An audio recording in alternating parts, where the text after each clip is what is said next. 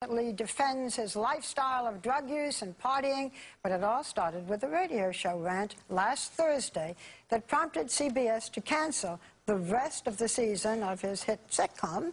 And we just want to show you a little bit of the clip, and then you'll meet the man he was talking to. Take a look. Levine, yeah, that's Chuck's real name, mistook this rock star for his own selfish exit strategy, bro.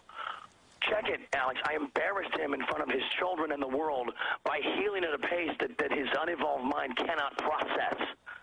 Okay, last I checked, Haim, I've spent, I think, close to the last decade, I don't know, effortlessly and magically converting your tin cans into pure gold. Well, joining now is the radio show host and close friend of Charlie Sheen, the man he was talking to, Alex Jones. Welcome. Thanks for having me.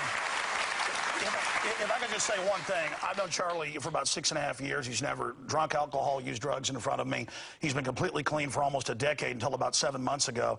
Now he's come off the drugs and the alcohol, which is almost like, you know, being off your meds. It has the same effect. So he's supercharged, he's angry, he's focused.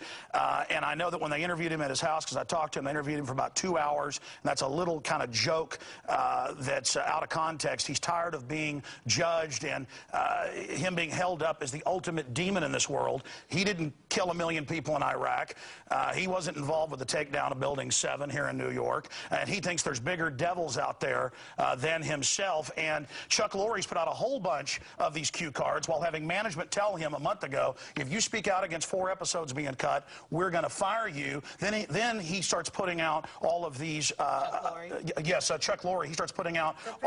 He starts putting out vanity cards, not just on 2.5 Men, but on other shows, saying Charlie Sheen is dead inside and soulless. You didn't show the worst one there, and so Charlie's told, we're tying your hands. Now we're going to beat you up for whatever contract negotiations. Let me ask you. So the question that I have is, so you're saying Chuck Lorre started this? With the vanity card. With the vanity And up front had management, according to Charlie, and I've been there when he's on the phone with his management or his manager comes over. You're talking too fast for me, baby. Slow down. Well, I know we don't have a lot of time. I'm getting it on record. Right. They told him, before he said a word, they said, we're doing this, and if you criticize it, you're going to be fired. And he said, why are you telling me this? You know, I'm going through a hard time right now. But he didn't understand it then. I think they're trying to make him quit or something, so they have to pay out his contract or the $100 million in syndication. I think there's some shenanigans going on here. And then they start putting these things out. Then they start putting these vanity cards out, trying to prod him and push him. People what vanity cards are. I don't think people know. Okay, most shows have a logo at the end, you know, like a little dog or the MGM lion.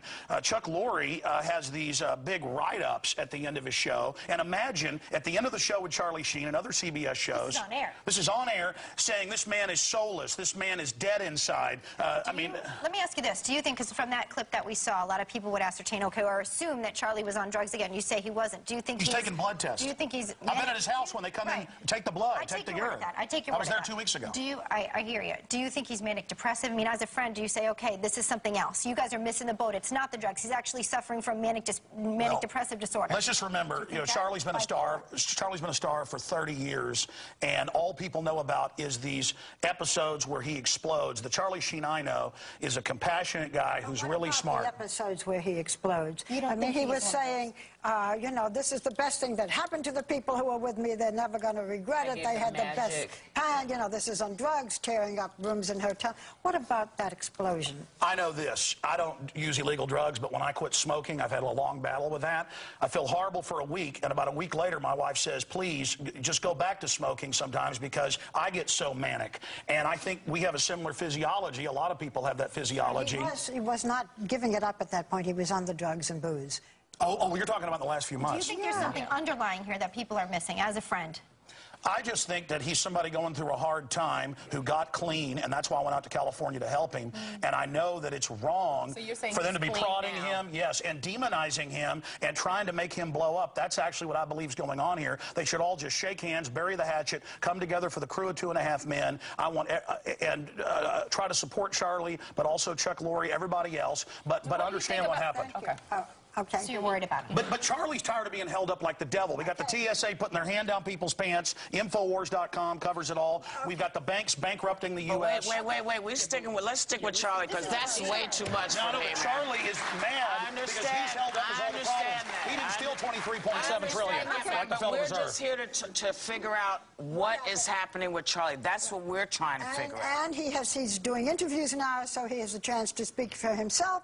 And But they're taken out of context. Look, we're not comparing him to Gaddafi. You haven't seen them. Oh, they've been comparing him to Gaddafi. Look, I was just saying, I don't think I Let's haven't compare heard George Bush, $1 million Iraqis, to Gosh, are we Gaddafi. going to really go there right now? Torture, secret arrest, America turning into a police state. I'm going to stop here and go there. We're asking you about your friend. Let's switch the Excuse me. I think we were here to talk about Charlie Sheen. I'm not trying to cut you off. Charlie says you have a right to kill him, but not to judge him, as Colonel Kurtz said. Thank you. You are certainly a wonderful friend. And helping him. Yep, boy. Yeah. Thank you. Charlie, stay clean. We love you. And everybody else out there, stay clean. Don't use drugs. Infowars.com. That's a good message. Okay. Woo.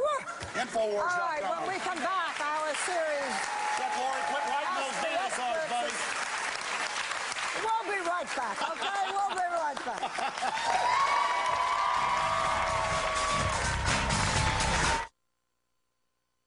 Motherhood is full of surprises, good and bad. So here's one that might shock